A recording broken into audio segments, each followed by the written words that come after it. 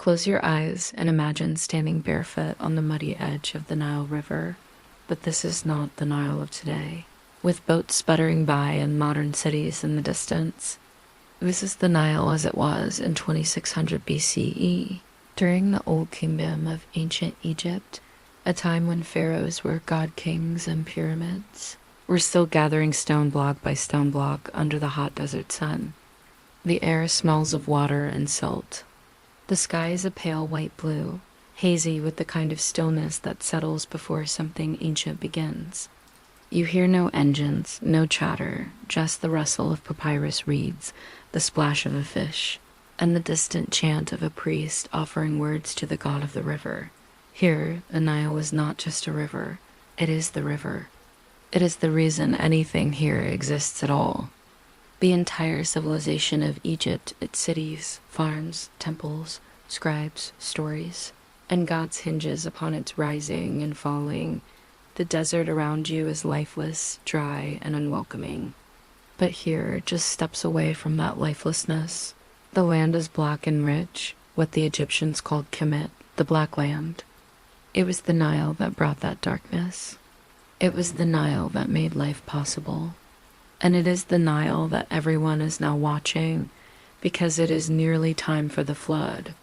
The annual inundation, known to the Egyptians as the season of Agate, is not a surprise event. It is expected, even hoped for.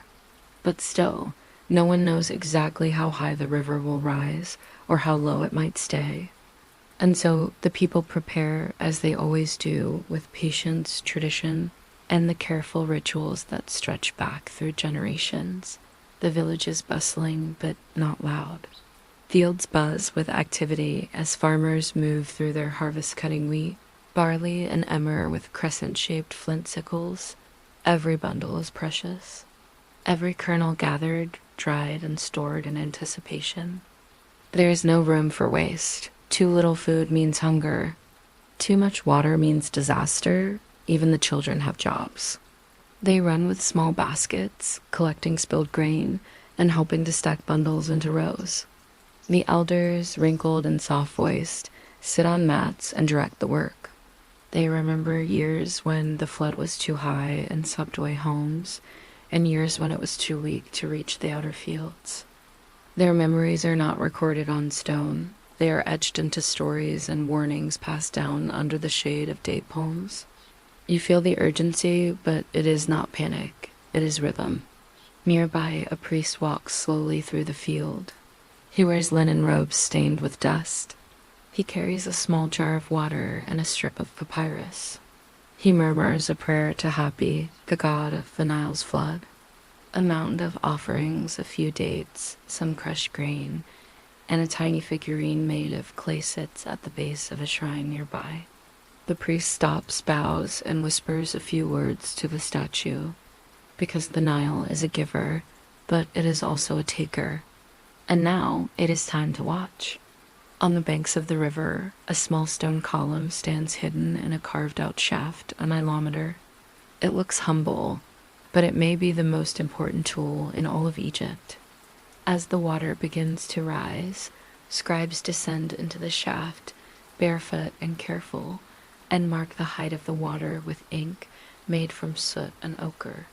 They write the numbers on papyrus scrolls and report them to temple officials. A flood of 16 cubits is ideal. 17 is high but manageable. 18 means trouble. The low 12 and famine begins. Back in the village, families begin sealing their homes. The houses are made of thick mud brick, cool even in the heat. Doors are covered with mats woven from palm fibers. Granaries, circular and squat, are sealed with clay. Jars are patched. Tools are paired. Reed baskets hung from ceilings to keep them above the future floodline. The animals are moved too. Goats bleat as they are led to platforms. Chickens are penned in raised cages.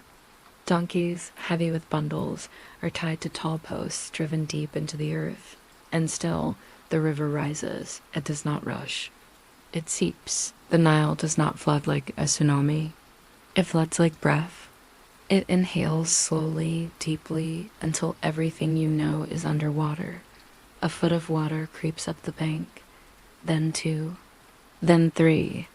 It spreads not violently but thoroughly. The roads vanish, the footpaths disappear. Fields become ponds, doorsteps become docks. You step into your house from a small plank now, not a path. Fish swim through what used to be your garden. Children laugh and float in shallow pools, but the adults are watching closely. This isn't play, it's survival. The water continues for days, then weeks.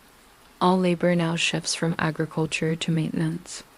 The fields are no longer accessible, so people turn to other tasks. Pottery is repaired, stories are told, tools are sharpened.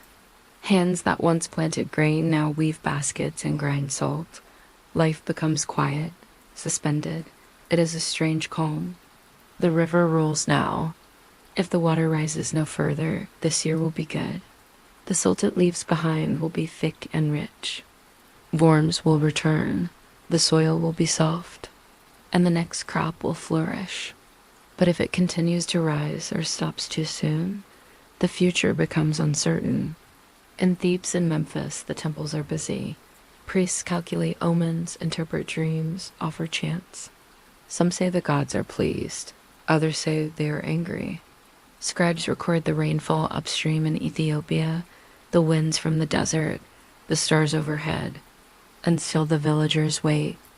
In a courtyard shaded by reeds, a woman stirs a pot of lentils on a raised fire platform.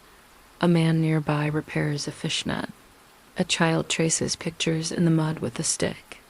An old man sits by the edge of the water, staring at the ripples.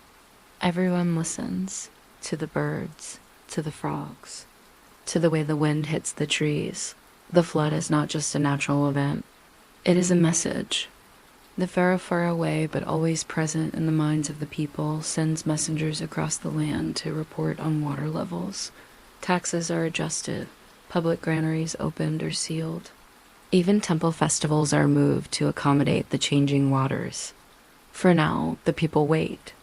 The water hums at the edges of their lives, steady and strong. It surrounds their homes, touches their tools, fills their jars. But it has not harmed them yet. They wait, and as the sun sets behind the desert hills and the river glows red and gold, you sit with them and wonder, what happens when it ends? What does the land look like when the water recedes? Will the flood have given enough? Or will this year be one of struggle? Because every season begins with a question, and this question floats on the water still rising outside your door.